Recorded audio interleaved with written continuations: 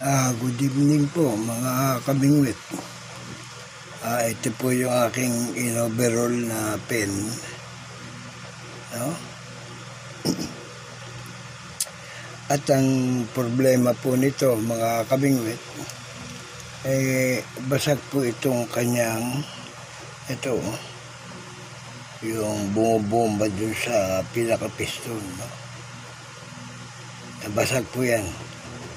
So, inihanap ko po siya ng mga kapalit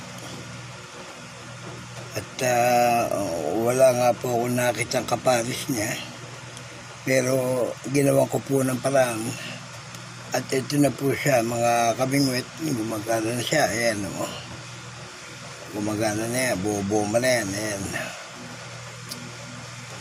Ginawa ko siya ng paraan, hinanap ko siya ng kasing size nito, pero ibang brand, kasing laki nito, kaya lang mataas siya ng konti, kaya nagkaroon ng konting kiniskis ko pa, niliha ko pa,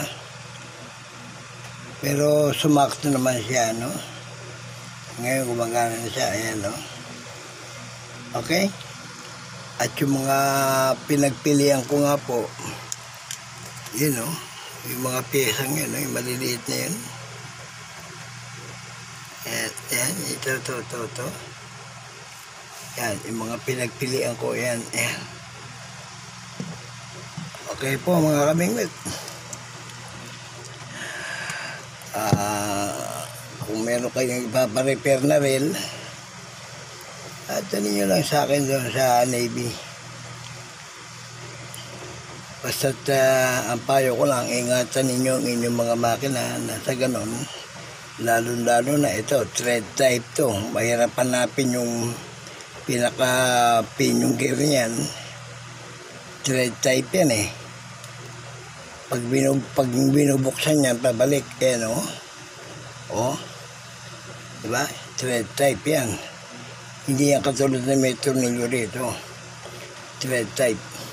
Kaya ingatin nyo, once mabasag yun, yun po, wala po tayong kapalit nun dahil marami na rin lumapit sa akin na gano'n ang problema. Wala po akong nagawa kundi sabihin sa kanya, recent piece na yan, pagpahingay mo na.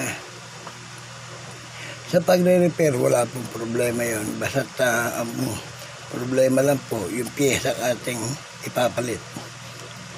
Buti na lang to, nagawa ko ng paraan, no? Kaya umikot po siya, ayan.